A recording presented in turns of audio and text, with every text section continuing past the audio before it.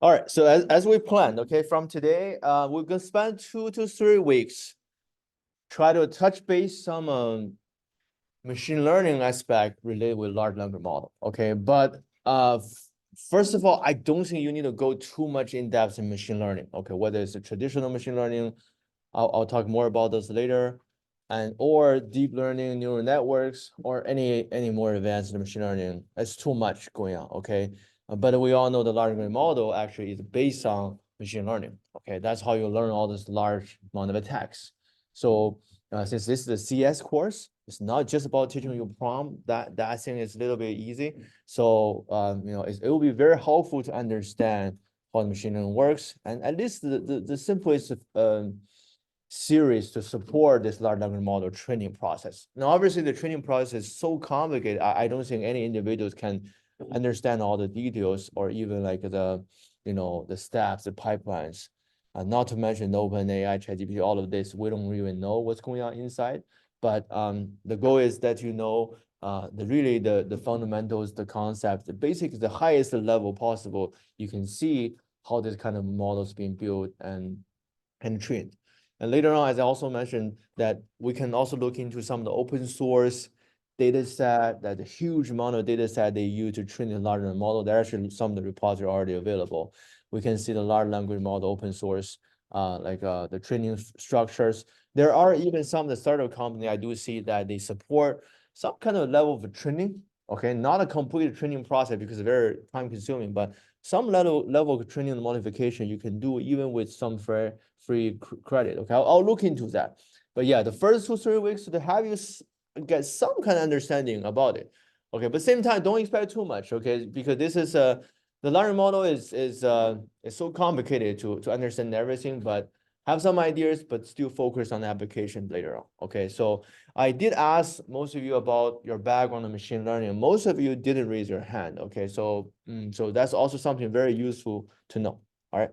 So we talk about large language model. That's basically the technology behind ChatGPT. But the ChatGPT has a lot more things going on. They have not only just the large language model section where they give you all the result, but they also have the chat part. That's a lot of things going on with natural language processing. Okay, understanding your prompts, understanding the language, the syntax, and then figuring out the purpose, how to form the conversation flow. There's a lot of other things going on, but ChatGPT is a product. But the most important technique behind it is large language model. A lot of you already know, just in case you don't, okay, so when we talk about large language model, okay, it's a machine learning model. And if it's a machine learning model, that means it can predict stuff, okay? So we'll give you some of the machine learning examples later. You can use machine learning to predict, for example, you go to Amazon homepage, okay, they give you all the product you might like. They're predicting it. Okay, a lot of time they're very accurate, but it's not guaranteed to be 100% accurate. The way they do it is because they have all the browsing history before, or the search history before, so they can pretty much figure out the categories or the product you're looking at in the recent time. Or you go to, for example, Google Map. Okay, we'll show that example later. That you can see not only the real-time traffic status, but you can also choose a certain time in the future. You can let the Google Map to predict how bad the traffic is. That's something that works really well. Even though they give you a range, sometimes they give you a more specific range, but you can at least know at certain time in the rush hour how bad that is. That's a prediction. Okay, whenever we talk about prediction, is most likely based on the machine learning. So large language model does the prediction. And then this one actually does a very simple thing. Okay, it basically trying to predict what the next word is. If I give you one text, I give you a context, it's a sentence, whether it's a sentence or words or the large amount of text or a paragraph or article, it doesn't matter. So you give that as the input, and that model just generated what's going to be the most likely next word or next sequence of words or tokens, whatever you call it, at the output. So that's what's going on with ChatGPT. That's part of the reason that you use the ChatGPT. You see the words coming out one by one. It's not just about they're trying to give you a kind of flow of showing a more dynamic. It looks interesting, a very, very special, a good way of user interface to interact with a prompt in the terminal. But Also, another reason is that they are actually predicting these things piece by piece.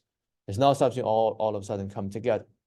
Okay, so they basically, you gave a sentence, they predict the next word, and then they add the next word to it, and then they predict the next word again, and keep going, and that's what you see at the results. That's actually basically the fundamental idea of what they're doing. But obviously, the actual algorithm they're doing is more complicated than that. Okay, so this one, I give you some simple examples. Okay, basically, if you think this stuff, okay, I leave the blanks there, to fill in one word. Okay, pretty much you can figure it out.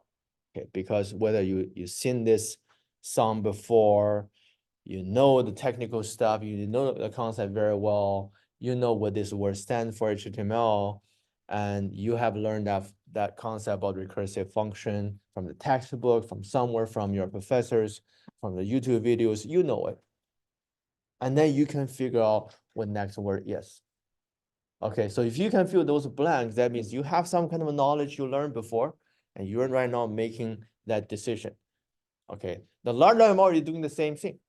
Okay, and the pattern works in the same way. You feed them a lot of text, a lot of articles. It's probably not just once. They see this so many times. They get all the information from the internet. They see this is Mary had a little lamb so many times, and then they start to learn that if you see this, very likely the next word will be the lamb. Okay, that's actually how they pick up stuff. All right, so that's basically everything behind ChatGPT. They're predicting the next word or next sequence, but based on the specific context. And then once they have that and they add it to the end, they are, generating more stuff. Okay. So when we talk about large language model, the model is already there. So they trained it. So we talk about how do we train a model in a typical way, but the ChatGPT, that's why they spend so much time and effort, so much computer resources to learn all the tasks to build a model. Once the model is built, they don't have to redo it again. It's kind of a function, okay? You give an input, and that model gave you an output. And that's it. And you can use this over again and again, unless you want to change the model. So that's why they started with ChatGPT 3. They added ChatGPT 3.5. Now with ChatGPT 4. It just means that they use different algorithms to train it. They use different data set to train it. And then also that's part of the reason that ChatGPT will say that right now, I think the latest knowledge report is like April 2023. When the ChatGPT was getting popular, it was only start supporting the knowledge by 2021 sometime, right? So they keep adding this because as they start to train this, they need the data. If they don't have the latest data, there's nothing they can do about it. But then the training takes time. That's why it's very hard to do it in real time.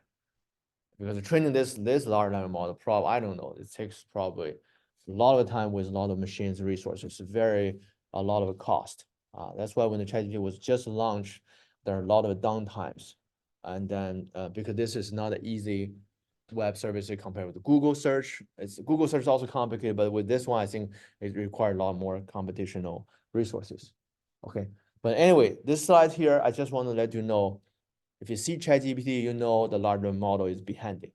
What is large language model? It's basically a finished function that takes the input as a sentence or a paragraph and give you the output for the next word or the next sequence of words. That's it. Okay. So, but then because the text or the data they use to train this, it's so much, okay, so big. That's why they have so many information to make things complicated, and then they can generate things from one point to another one. They can do some inference, and many complicated things we cannot really explain. Okay, but the fundamental idea is this. All right. So this is, go a little bit more. Okay, so what the reason we can let ChatGPT generate so many things is not just about one word. Okay, you get one word, you attach to it, and then you start to generate again. That's how they can form all of this. So that's why this is fundamentally different from Google search. For Google search, they basically track all the tags in the database, then match it, the search and match, and then return the part that they think is similar. They return the things that's relevant. And if we find it, and always they will give you the same thing. But here, it really depends on what they have seen before, what kind of data you supplied. and they try to figure out a pattern. Okay, and obviously the result, if you ever use ChatGPT, is not always the same. And that's also the cool part about ChatGPT. It's not like Google, you search this keyword, always they give you the same thing. Sometimes they switch their order, but ChatGPT, every time the text generated are going to be different most of the time. Okay, because they will see all the different things. Okay, not always the same stuff. So that's exactly what I just mentioned, that when to build the stuff, okay, you need to provide all this data, you need to use machine learning and to train the model. Okay, so if you think about how this thing works, right? So think about, this is the very like a micro tiny example on the data set. You gave all the data set to a machine learning algorithm, and they all have this kind of the same kind of prefix, Mary had a little, and they have different kind of results. And then you just give this to the machine learning model, and the machine model will train something so that if you give this part, and they will predict you the next word. Okay, but you probably gave them all different things depending on how much data you provided. That's why they will actually turn different things. However, the reason that you probably see them is because this is such a famous song, and then and you see it so many times. Probably happens a lot more times than the others in the internet. So that's why the algorithm will provide different weight, different probability statistics for certain words. That's why more likely you will see this one. But it doesn't mean that always you see this. If you ever use ChatGPT to generate certain things, you can keep asking them to change the idea. They can always give you something different, but you still see certain things repeated because there are some kind of probabilities going on in the model. All right. So if I just gave you the 5 of this, it's very hard to say. You probably will see this keyword happen in the same kind of a chance. But if I give you more kind of a data set, okay, if you see certain things happen a little bit more, and obviously those words will be picked up more often, and they will be going to take more weight in the actual model. Okay. But if you want to get a model, well, this is very important. Okay. In the future, I will provide some of the reference. You can probably find some of the existing data set that's open sourced, hundreds of gigabytes, terabytes, or even more than that. They're getting those from all this web crawling, most of the time from internet. Some of the digital materials, books, all of this, anywhere, as long as text is used. All right. So the more, the better. And also that's why the ChatGPT can also support different languages. It doesn't matter as long as the text. They're just predicting the sequences. They don't have to understand the language differently. So to some extent, you can think ChatGPT knows everything, but same time ChatGPT is still very stupid because it doesn't really think as our brains think. It's just getting the sequence. All right. But because the scale and amount, and they can do something sometimes more differently than us, more advanced. Okay, so that's basically just the fundamentals. All right. In terms of how does it work if I gave you all of this stuff? Okay, so how do we train it? What does it mean? How do you get the sequence? One of the major steps is that you have to prepare the text or the data into a specific format that the machine learning can take it. Okay, because the machine learning model or large language model can always want to predict the next word. Okay, the next word most likely. So you have to tell or give all this input. So any kind of given sentences, you need to break it down in something like this, and then identify the next word as a target, and also what's the input before it.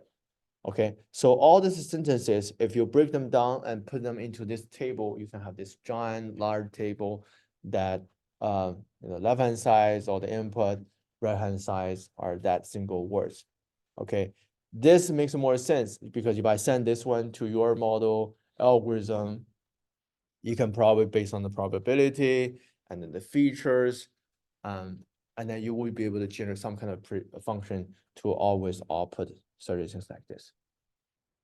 Okay, so to summarize, okay, the whole process is that I gave you a lot of text, random text, and then you format it. You format it in a way that we specifically target, specifically identify the target you want to predict. And then we throw that into a machine learning model. This is a very difficult part. Machine learning model, there are so many different algorithms, from the traditional machine learning models to neural networks and deep learning. The large language model, that for sure, they use a lot of deep learning algorithms, but that's going to take more resources. And once that model is built, that's great, it's done. And then you can start calling and use that model again and again by giving an input, and you will be able to see the output. All right. So most of the time, what the people who are in OpenAI doing? Well, they're rebuilding the models. Okay. So they're collecting more data. They're organizing the data into more organized structures, more or more optimized. And then they're testing new algorithms, okay, new parameters to make it more accurate. And then they start training. Once they train, they verify if the results are better or not, and then they release it. And we are starting to use the latest version they released in the ChatGPT, whether it's 3.5 or 4, or maybe other version in the future. Okay, that's how it works. All right. Any questions? All right, very simple. So from the theoretical point of view, it's really simple. But the actual real case is based on the thing they generate. You see, it's they did a lot of processing inside. Okay, some of the things you probably never seen before or not directly. But as I mentioned, they don't have to see this thing exactly the same thing. They can do inference. Okay, and then you see this instance gave you this, and that thing gave you that one. Then you can see how do you get from A to C through B, something like that. Okay, yes. Is it actively learning from us, or it only learn when they train it? Great question. So so they have all these feedback things. I don't know if you have seen this. One is you can tell if this is helpful or not. Recently, they gave you this. I don't know if you've seen this 2 prompts. They ask you which one is better. That feedback matters. But I doubt they're retraining this whole thing. Okay, because the whole training process takes a long time. But they are able to train certain subset of it. That technology actually happened in some of the image classification. You already done that. A lot of the time, Google, for example, they provide an image classification model, and you can retrain by adding a new object, by adding 20, 30 images on top of it. That part doesn't take that much time. So it is possible, but I don't think they will just fundamentally redo everything. Yeah, but the user interaction, for sure, that matters. For any machine learning problems, the user feedback is so useful. Because most time we don't click on that helpful or not, but as long as you click on that, as long as you give the real feedback, that really helps to improve the model's accuracy. Yeah, because they can get rid of a lot of bias. You see that a lot of times. A lot of web application or mobile, they ask you this is helpful or not. Is trying to go back to feed their algorithms. Yeah, but how much they redo it, that's question we probably cannot answer. All right. Any other questions? All right.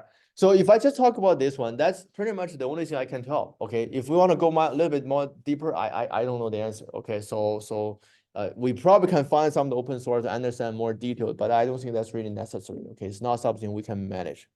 Okay. But as I mentioned, I do want you to understand how this whole machine learning works. When we talk about the training, okay, you give me this table. So how do I write a program like this? How do I output some kind of word based on the input? I don't want to build a large language model, but can I build a very, very, very tiny hello world model? Well, the answer is definitely yes. Okay, so today I want to go through a little bit about machine learning. Okay, so it's probably take us a couple of days to get to the point that you can predict the words, but it's still very useful. Okay, very practical. Today, most of the competent teams, you probably have to deal with some kind of machine learning project because it's so practical. Any kind of product or teams, as long as you have data, you will need to use those data, analyze the data, and then try to use the machine learning to do something more intelligent. All right. So machine learning, I gave you my simplest version of machine learning. I give you examples. Hopefully you understand that better. Okay. So for machine learning, I like to go through some example like this. Okay. Now, how many of you still remember this AlphaGo example back in 2016? The news. Okay. So you guys should be in high school, right? Most of you. All right. So this news happened, I think, in around the fall time. I can't remember, but in 2016. Basically, what happened is that there was a company from UK called DeepMind. DeepMind is an AI company, not very big, but later on they were acquired by Google. And then they wrote a program called AlphaGo. They play Go, by programming. And then the program was so good that they beat all the world championships. Okay, this guy was from Korea, and he was really good. I think they played 6, 7 games, and then the computer lost maybe 2 games. One of the game there was a major bug or mistake, very low level mistake. But the other game were all like dominated by the computers. And then the guy was very frustrated. Okay, so that was the news. And then that news was actually one of the top 10 biggest news for the year. I remember if you look at a lot of the summary at the end of the year, they started talking about this, and it's such a very big deal. And also the reason I point out this example because before that 2016, people didn't talk too much about AI. I don't know if you remember, because I was in art teaching, I was doing a lot of development. We did a lot of mobile, cloud. We talk about Internet of Things and all the smart devices. We talk about VR. At that time, AI, I mean, was still not a hot topic. If you go a little bit early, like 10, 15 years ago, when I went to grad school, nobody wanted to work on research on AI because we know the AIs are stupid. Okay, you can't really do too much with AI. But that was a kind of a turning point. Okay, because people suddenly realized it's just almost like today ChatGPT. Obviously, the ChatGPT has a bigger impact, but that example, from a technical point of view, it was a very, very big deal. And then people start to see, wow, there's really something that AI can do much better than we expected before. Okay. Can anyone explain to me why this whole Go game is such a big deal? Jacob. Because there's such a vast amount of moves that can be made. It's Yeah. also situational. Yep. Everything depends on something else. Yeah. Obviously very complicated. Yes. About chess, even though Uh-huh. chess is also very complex, it's Uh-huh. still more. Right. There's not quite as much like Yeah. randomness. Yeah. Yeah. For sure. Very good. Okay. I'm glad you mentioned about chat because I do want to mention this example. Okay. Now this one, I don't know how much you know it. Okay. So yeah. Deep Blue, right? Deep Blue is the computer built by IBM that play the chess program. Okay. So the Go example wasn't new. Okay. People done this before. Actually, people done this in a very, very long time ago, back in 1997. Okay. You guys were born around that time? After? Okay. So yeah, I was in 6th grade. Okay, at that time. I was back in China. Now I still remember this one because one day I went back home at noon and was saw the news, and then this one shows on the TV, even back in China. Okay. So you can imagine that. Then they started talk about this IBM. I don't know about IBM, but I do remember that they talked about this program and then beat the world champion from Russia. And they played 2, 3 games. Again, were dominated by the computers. Think about something program like this that shows in the national TV all over the world. That's a very big deal. Okay. So some of you mentioned that the chess is a little bit simpler than Go, but honestly, I think the chess is complicated enough. Okay. It's a really complicated. Again, you think about if you write a program to do chess, it's not easy, okay, to build to be the world champion. Okay. And IBM was the one who built it. Okay, the program called Deep Blue. I think this guy is just to just give the user command from the computer, and this is the guy from Russia. All right. Now here's a question. Now I already told you, 1997, they were able to beat the championship, and then it took 20 years, okay, to build this thing for Go. So why don't they just do it right away afterwards? Okay, if you are able to do a Deep Blue, your IBM, that was a top company, and just do another one for Go. Okay, why do you have to wait for 20 years? I think they did Watson. At least.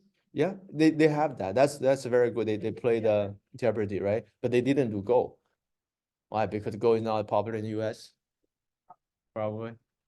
Maybe hardware limitations. Hardware, why is hardware limitations? It might just to the investors and all the shareholders, it wasn't cost effective to do it. It would Okay. cost too much to build a computer that can process it. Okay, but so your point is still like the goal is a lot more complicated than It- chess.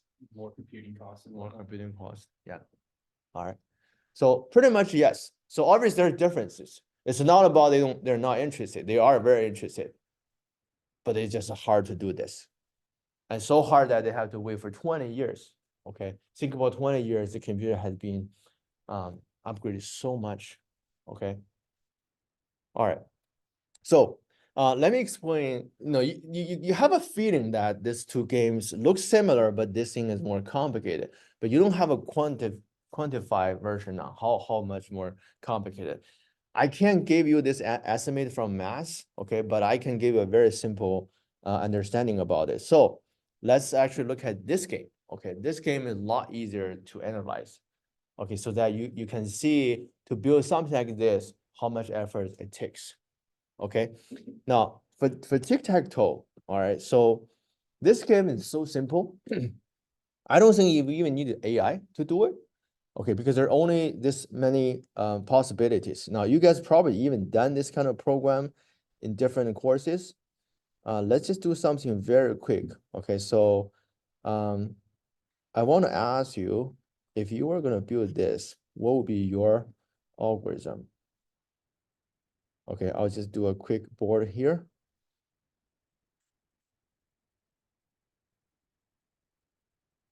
Okay, so that's a board. Okay, assume that you are going to write this program to play with a human player. So you write a program for the computer and then go step by step. Okay, now let's say that the human player goes first. All right, so they get to the center. And now you take this, whether it's array or 2D array, doesn't matter. Just assume you have that input, but it's only like 9 numbers. How would you write your program to make the next move? The corner piece Corner piece, why? gives you like the most leverage to control. Yeah. Some of the advantages, right? Other ideas? So basically you have some if statement to say, okay, if the corner is not taken, I'll take one of them. Yeah. If he plays in the center, I'll take one of the corners. Yeah. If he plays something else, I'll play the center. Yeah, so let's assume that they do the center. Okay, your algorithm, I check the corner to see if they're available. I'm gonna take one of them at the second step. Okay, any other algorithms? Kind of expanding that, I was thinking to have different, like, values, weights for Weights. each space.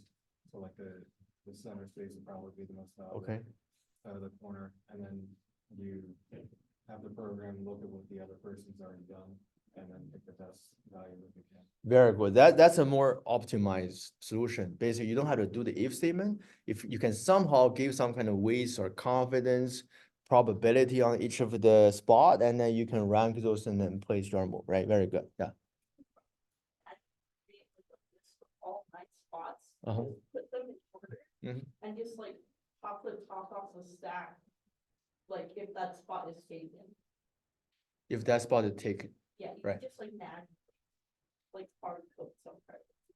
Prioritize, but tell me like how would you prioritize those? The Prioritize uh-huh, the center. it's in there.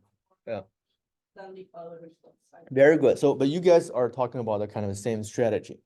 You have some kind of rules or best practice in your mind. You prioritize them. You give them weight. You guys very good. You guys are very technical. You already told me the data structure. Okay, list queues. With if statements to do it. Okay, that's one strategy. Any other way you can build this program? Yes. Recursion. It's, I think, go through each one of the moves, Mhm. and then based off that, you can see like possibility of which move specifically Okay. will, lead to the most amount of wins. And based Very off good. that, it'll. Yeah. It's not-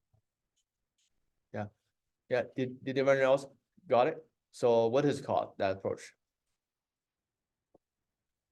Basically, try every possibility and try to analyze the probability, see which one has a higher chance of winning. I don't care about your practice. I don't know if the corner thing works, but let me just try every single possibility or compare which one works best. Have you heard about brute force? That is brute force. Okay. Now, if I want you to compare these two, which one you might want to choose for this program? If it's just tic-tac-toe, it probably won't matter because it's so small, but if it was anything else, you'd want the one where you probably Yeah. have assigning values and Mhm. filling out what's. Yeah, more. let's just talk about tic-tac-toe, right? You probably will go with brute force? Yeah. Why? It's easy to understand and it covers everything. It covers everything. It means that it guaranteed to give you the best solution. Yeah. Right? So that's the nice thing about brute force.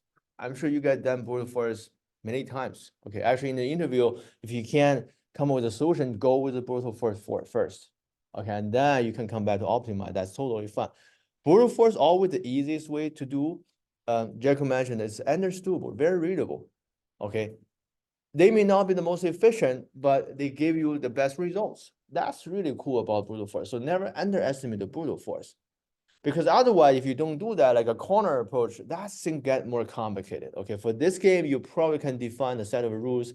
For some of the games, it will be very difficult. Okay, so in that case, I'm gonna go with the brute force because you can clearly see that actually gave you a much easier solution. So in this case, I can go with 8 possibilities, right? I can go there, I can go here.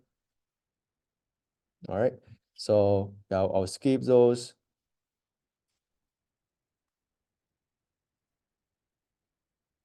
Okay, and then eventually you can go here, right? So 8 possibilities. All right. So this you can do that in your program to just simulate. And obviously, once you have 8 of them, first thing you want to check is anyone give you a winning status. If yes, well, that's the way to go. Well, you don't have to wait. All right. In this case, it's not winning. And then you want to check if anyone give you actually a losing situation. If I go here, oh, wow, the next move is the other guy's going to win. And if that's the case, you don't want to move there, right? If it's not none of this, well, in this case where you can't really tell who is going to win, who is going to lose, there's still more steps to go, and that's fine. What we can do is we can go to analyze that further.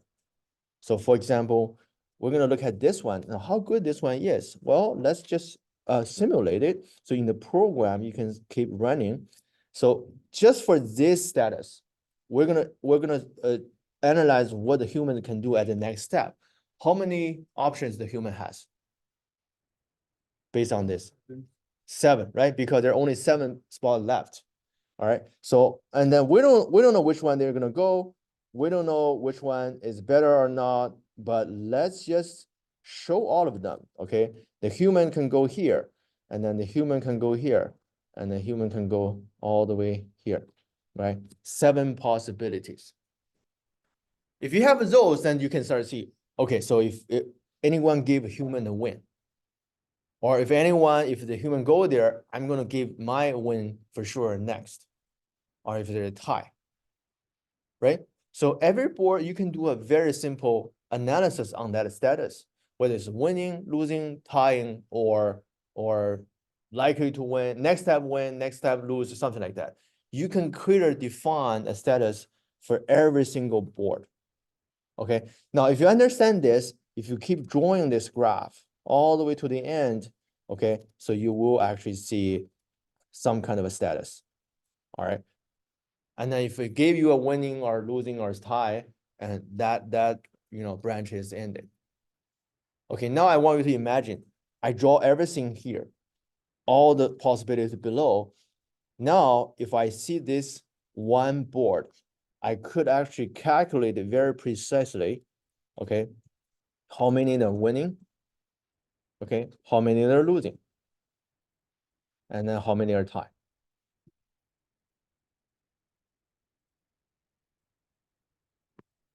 All right, something like this. Sorry for the mess. Okay, but that's the nice part. So if you have this, I can get this number for every single move in this level in the first move. And I'm guaranteed to know the best move. All you need to do is to pick the one that has chance of winning. That's all you need to do. You don't need to worry about anything else because you cannot control those.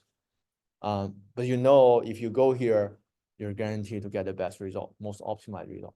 Of course, the ones who go first probably have a little bit edge advantage, but it doesn't matter. You know, you just always get the most optimized results. Brute force. Okay, it's easy, simple. You might say that this is not efficient, but it works best. It's much better. And if you write program like this, it's much more reliable, I guarantee, than those rules you guys set, the weight you set. It's so complicated. You will have bugs for sure. Okay. So I would say for tic-tac-toe program, you should go with this because you basically I can't say you always win, but at least you're gonna be the best. Okay, any questions? All right, so this is easy to understand. But obviously, most of you didn't choose this one because this is not a most advanced approach. I told you guys to do lead code. Now you don't want to go there to show the brute force. Okay, it's naive. All right, and there's a cost, slow. But let's actually take a look. Okay, so how bad that is, how slow that is. Are we able to handle that? Does our computer can handle that? So here's the question. So just to write this program, you're going to generate so many boards in the memory if you want to analyze this, because you want to generate every single possibility from step one. That's actually a lot of boards. It could be arrays, 2D arrays, a list, whatever. It costs a lot of memory. My question is that, is this something feasible for your personal laptops, computers? Yeah. Okay. So let's do some simple math. So I want you to think about this. This is just one board to save. Okay. Here we talk about there are 8 in total because 8 possibilities. How many for this level? If you draw the whole thing for every step, you figure out the possibility for the next move. How many boards here in total at this level? Okay. 56, right? 8, because they're all 8 in total. Every board, you have a 7 possibility for the next move. So if you draw that whole thing, you think about that the tree, okay, that's 56. All right. And what about the final level? Just say the formula. Formula. I don't think it's 360. Okay. Okay, it's factorial, right? Okay, so yeah. Yeah, last one. Sorry, yeah, last one. Okay, sorry. 40,000? 40,320. Okay, very good. Okay, so you add all them together, but you can use this one to estimate. Okay, the time comp is pretty much 40,000 boards. And if you use the arrays, every board takes 9 bytes. Okay, so that's 3,600 KB, right? That's basically how much you need to do to save that many boards in memory. Okay, so that means when you write up, whether it's Python or Java, you create so many data structures and create more boards and analyze and simulate, and then at the end it costs you this much memory. Is this something your computer can handle? It's a piece of cake. Okay, but maybe not 30 years ago. Okay, when I was having my first computer, it was in 1996. I had a memory RAM. Okay, 8 megabytes. Okay, still easy to handle this one, but you should know at that time most of the computer around 4 megabytes of memory, 8 megabytes of memory. But if you go even 10 years, even earlier than that, that's different. Okay, I don't think you have this much memory in your computer in the old days. That's why, for example, if you program in C, some other languages, even the variable name, they have a limit. You can't go too long. Okay, 8 characters was a maximum. Nowadays, Java, all the other languages, they don't care. Okay, they actually suggest you do longer names because it's more readable. But in the past, the memory was always a limit. But no matter when, 30 years ago, 20 years ago, this was easy, not a problem. Okay, so if you understand this, any questions? It's just a rough estimate. Okay, I want you to go back to here. All right, let's just use the same approach to estimate for the chess. Okay, now obviously the chess is very complicated. It's like a moves, different type of move, different spots. But let's just do a very, very rough estimate, just based on the boards. Maybe because the board size somehow determines the possibility. Let's just assume that. So how many spots in the chess board? 64, right? Total. Okay, so let's assume that you generate that giant tree for everything for that 64 spots. Just estimate, okay? If we use the same approach, at the end, you will need to do this much. Estimate, okay? Now tell me how much that number is. Calculators, yeah. 64 factorial. 1.268 times 10 to the 89. Sorry, say it again. That's 1.268. Like bunch of numbers times 10 to the 89. 89. So 89 zeros. They put like 90 zeros, okay? 90 zeros in total. Yeah, very good estimate. So now the question is that, does your computer can handle that? Yeah. Yeah? Really? So how much is that? There's some RAM, I'm sorry? like they can handle all of that on RAM. Yeah, in a computer, in the regular personal computer. I mean, it depends on like, it's like, let's say each board is like, I don't know, 20. Yeah, you probably need at least 8 bytes, right? So you probably need a times 8. That's fine. You can assume it's 1 byte. That much byte. You can't do it. Come on, you If I can't. delete some stuff off. Yeah, sure. You optimize, you can, but this is out of your control. Okay, so you can't do this. You can do this, like, I don't know, it's how you call it. You can't even call it. Like too much. It's too much. All right. But imagine if we have this kind of solution, that would be cool because then you're not gonna lose for sure, because you always get the best approach. Okay. But believe it or not, that's what happened here. Okay. That's why they beat the champion. I mean, that was 25 years ago. It worked really well because they just used a brute force to do this. All right. But then you might wonder, come on, we can't do this today. How do they do this, back in 1997? Well, that's why, IBM built it, because IBM is not a regular personal computer company. They're really good at doing the supercomputers. Okay, this is not a real image. Okay, I just want you to see that this is not a regular computer to run this program. Okay, they have giant machines to run this thing. Okay, you probably can find more information about this, but you should know that's called a Deep Blue. It's not just a program, it's a lot of machines to support it. Like the Watson, same thing. They probably have the supercomputers to run it. Okay, one computer is limited, they have a lot of those. But obviously, if you even like this one, if you do the 90 zeros, it's still very hard. So we have to cut so many of them. Okay, we have to do a lot of optimization. For example, the star moves, maybe there's only a limited number of star moves. You're not gonna do the random star move. So you can cut all the part that you don't have to calculate, something like that. Okay, but it's still possible. All right. Now, if you understand this, well, we'll come back to Go. So what is the size of the Go board? 361, right? 19 by 19. All right, now here is the math. Can anyone tell me this? This one tests how much you know about the calculators, okay? I'll just tell you the regular calculator probably won't work. It works? 10 to the 768. So sorry, 768? Yeah, 1.4 times 10 to the 768. Yeah, 768 zeros. Okay.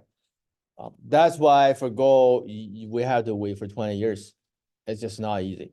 Obviously, this estimate, I don't know if it's right or not, but it's close. Okay, you can see the differences. That matters. Okay, because every single spot gave you more possibilities. Okay, and unfortunately, IBM cannot handle that. Okay, so it's not that they don't want to do it. They want, but it's so hard. Okay, That's why when this happens, okay, it's such a good news. All right. From a computer scientist point of view, it's a breakthrough. Okay, so they know that there had to be something different. You can't do the brute force. Okay. Now, how do they do it? Well, they basically falls back to the approach you guys mentioned earlier. They start to set the rules, they start to set patterns, conditions to do it. Okay. But then the question is that if this game is so complicated, how do we set those rules? How do we know? We don't know enough rules, right? Well, so what they did was that they used computer to learn it. Okay.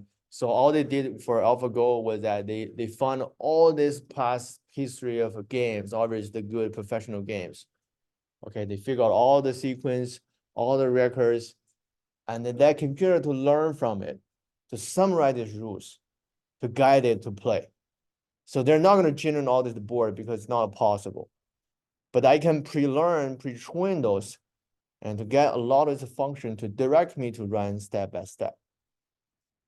Okay, that's how it works. If you can't imagine how that could work, well, I'll give you a very simple example. Like, for example, when you start a game like this, just talking about the starting position. Okay, there's so many moves you can do. But for the starting move, probably, I don't know how many, maybe 20, 30 common moves they will do, probably not more, no more than 20. Okay. And now I gave you 10,000 games people played before.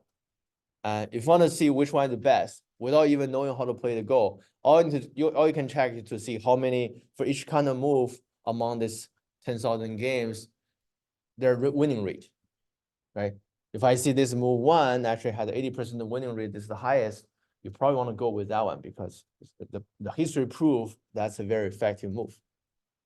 Okay, that's how machine learning works. Okay, but I'm just telling you a very, very simple thing you can learn. There's so many things hidden there, very indirect things you can learn. But the good thing is that we don't have to learn it. The machine will actually try to do it. If you give the machine a good algorithm, they will be able to figure it out. No, I one time I played that in the old like a TV game console. I never understand it. So yeah, I know how you can like eat the other players, but no strategy techniques. All right. Anyone play Go here? Okay. Any good chess players? I'm sure some of you do, right? What's your like I know they have a score in the I don't know. I play as a family. Okay. Got it. Very good. Anyone had, do you know this? I know that a lot of kids they do. There's a couple of online things. Yeah, those kind of. What's your score, Jacob? Oh, no. Okay. Okay. Very cool. Very cool. Yeah. Yeah. The goal is they said it's complicated, but we don't know. But yeah. So you can definitely look into more reference. I'm just giving you a very high level idea how the Deep Blue works and how the AlphaGo works. Okay. So very interesting. But just like ChatGPT, after this, okay, all of a sudden the AI started to explode. Okay. Tesla's self-driving, that's the first time the AR was applied in practice, works so well. Okay, they do all the image recognition. And then you start to see all the voice recognition, and then people talking neural network to do all different things. And then 6, 7 years later, ChatGPT came out. So this one was a very important milestone. All right. So any questions? Okay, so I spent a lot of time to give you this example so that you can understand the machine learning is totally just like human being. Okay, you took the knowledge, you summarize the rules, and you figure out new things to direct you how you can actually go with more optimized approach. Okay, but I don't want just you to stay on this example. I want to give you some coding examples. Okay, so but I'll just start with a very, very simple example that everyone can understand easily. Okay, I'll go back to that Google Map example. So prediction. Okay, so now we are here. We go back to home, and then you go from campus. All right, so now they tell you the traffic. Let's not go home. Let's go to airport. Okay, because the traffic sometimes is bad. All right, so right now they give you the real-time traffic. This is pretty accurate. Okay, so they do a very good job. By the way, how do they know the traffic here? gather data from the phone. Yeah. get the proximity of all their fun. Yeah, so very smart. Okay, so actually this feature came in around 2013. You probably don't remember that, okay? Because this one wasn't there in the beginning. When I saw this one, I was so shocked. How do they know this thing? And a lot of people said, well, they analyze the cellular images, okay? And obviously that's not gonna work, okay? So you not even to mention that you don't have good weather, you can't see it, okay? That's a lot of a calculation. I started looking at the article, yeah, the solution turned out to be very simple. Basically, they're tracking all your phones, okay? Whether you like it or not, they know your position, they know your speed. So that's how they know this very easily. Okay, now the cool feature is this, okay? Let's say that we're gonna go after Friday's class. So I'm gonna go, on Friday, and maybe, my last class will be around here, the traffic hour, how bad that will be. And then they will give you some kind of prediction like this, okay? Pretty bad. All right, so this has not happened yet, and then they're trying to predict. Okay, so let's try to, but this is not a very hard problem, obviously depending on some of the important, information when you're driving, the road they're taking, over the past history, we can pretty much know the status, right? So, but let's take a look at this problem. All right, we're trying to predict the traffic. Okay, let's say that the traffic, I'm going to give a scale 1 to 10. Okay. And then if this is a machine learning problem, okay, so we need to give some data for the computer to learn. But right before that, you need to analyze this problem very well. Now you want to predict the traffic, but what's going to determine the traffic? Just like when we talk about large language model, you predict next words. Well, you have to give me the input sentence, the context. Okay. So my question here is that what are the features that's going to affect the traffic? The important features. When I talk about, I want you to predict the traffic. What are the things you want to ask me first? How fast people are going. How fast people are going. You mean the, Yeah, because if you're tracking their phone, you can figure out how fast Okay. they're going over a distance, and you can compare that to the speed limit of that. no, area. that is not a prediction. That is you're checking the real time. Oh, I'm just asking Jaco, we're gonna go, we're planning a trip to Vegas, okay? And then I want to know how bad the traffic is sometime in the future. So if you want to answer me that question, what will be the thing you will be asking me? what was it like the past 10 days of that time or something like that? Yeah, to know, so that you can give me some estimate on the traffic. What are the information you need to know? Past. You need Yep. to know the past for that specific time frame you're requesting, and then you can average. Yeah, well, that's the information you have to know first, but if I'm asking you for the future, and assume you already know the past, Yeah, and then what are the information? Maybe like the initial distance, so like what's the minimum, like what's the base time that it's gonna take you to get there, with more. Okay, Like, no, start so at- you guys are, now I see where the problem is. So you guys are too technical. You guys are still talking about the coding. You need to change the way of thinking, okay? We're talking about machine learning, which means when you do the machine learning, you will see it's really nice that you don't need to worry about that low level details. You worry about the input and output. Okay, the input you guys are talking about are too lower level. Okay, I'll give you an example. So the first thing you need to know is the time. What time are you gonna go, right? I don't care about the distance or path. Don't worry about those. Okay, because from the user point of view, this is the thing that probably matter the traffic the best. Okay, so that's the kind of the features or information I'm talking about. All right, anything else? Yeah. Anything else? mode of transportation, Motor. because it's mode, because you can walk, bike, and stuff, those are all options. Okay, anything else?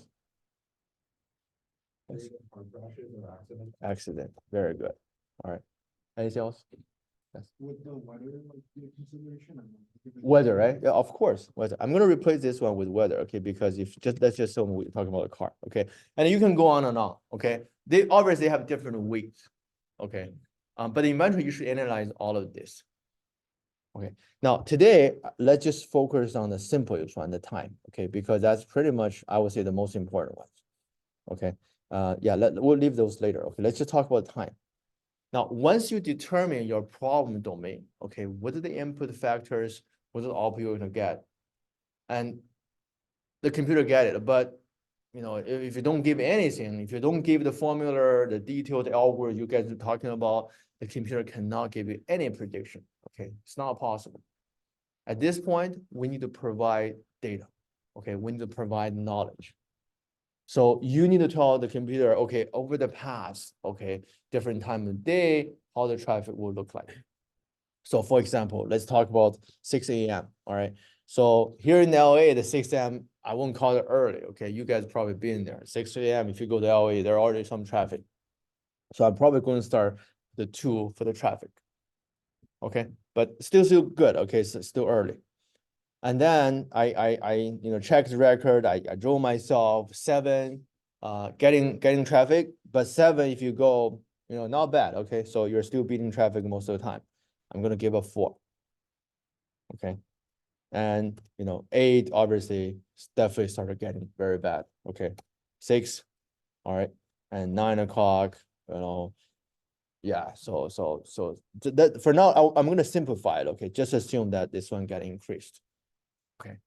Now, these data are the things we have to provide it. You can't expect the computer to generate it. If it's generated randomly, it doesn't make any sense. You must provide real, reasonable data. Just like you have to give all the go play, the histories, or you gave all this tags for the large language model. Without this, nothing can work for machine learning. Okay. Now, just based on this, okay, not based on your personal experience. And I'm asking, okay, so now I only gave you this 4 times. I'm asking you to predict 10 o'clock, what the traffic will be. Just based on numbers, okay? Don't go back to think about your driving experience. Yeah, 10, right? So because obviously you see the trend. All right. So just based on this problem, all right. So we are actually trying to do a machine learning problem. The problem is that I'm trying to predict the traffic. We identify the feature, and I provided you the input data, the sample data, the data set. Now you learn it. You learn a pattern. Okay, however you define a pattern in your mind, but something is there so that I ask you a new number, you actually can immediately tell me it's 10. And I tell you 11 o'clock, you can still tell me, 12, you can still tell me based on that pattern. So you are doing the machine learning. That's how machine learning works. Okay. But then the question is that what is that model? Okay, how could you actually tell me it's 10? Can anyone give me a more formal way? How could you tell me 10 o'clock is 10? Yes. We look at like the data on the graph. Uh-huh. Actually, it's kind of here. Okay, so you must learn this. Very good. So from math point of view, right? So this is not very difficult. All right, so let's say that we put this on the graph. Okay, there are 2 axes.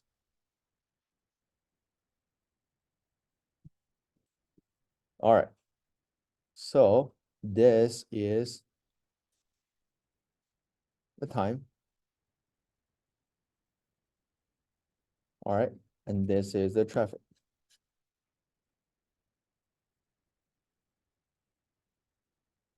All right, and then so first of all, what you want to do, you want to like draw all of these points here. Here we talk about we have 6 o'clock. We got a 7, 8, and 9. And on the other end, I said that we start from, let's say that here is the 10, there's here 2,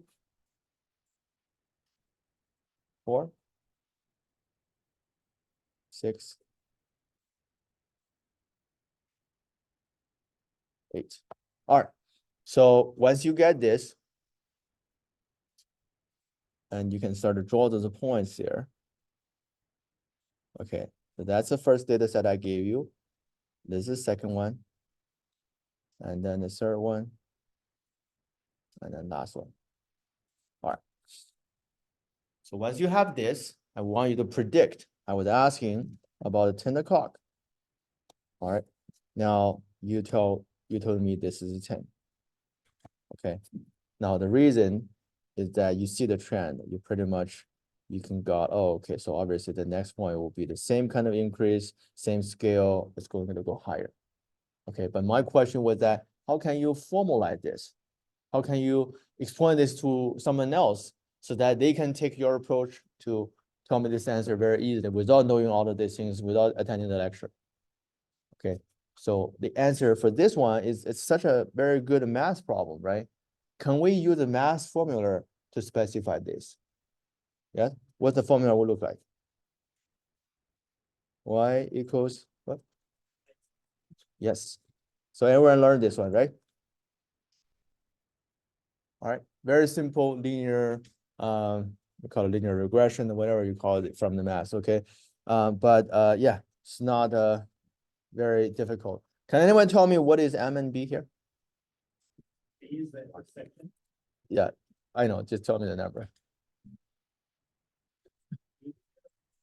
B is 0. Wait, B is 0? No, I don't say B is 0.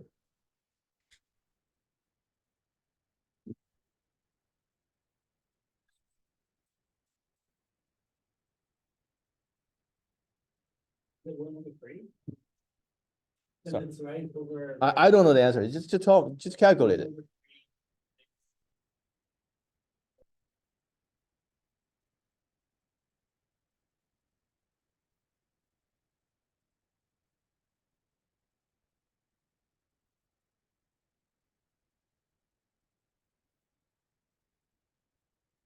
Was it free? It's free. I thought it was 2x minus f. I think that sounds like a correct answer, right? Yeah, and it take 2 points. You can do that. You probably haven't done that for a long time. Okay, so it's not hard. Okay.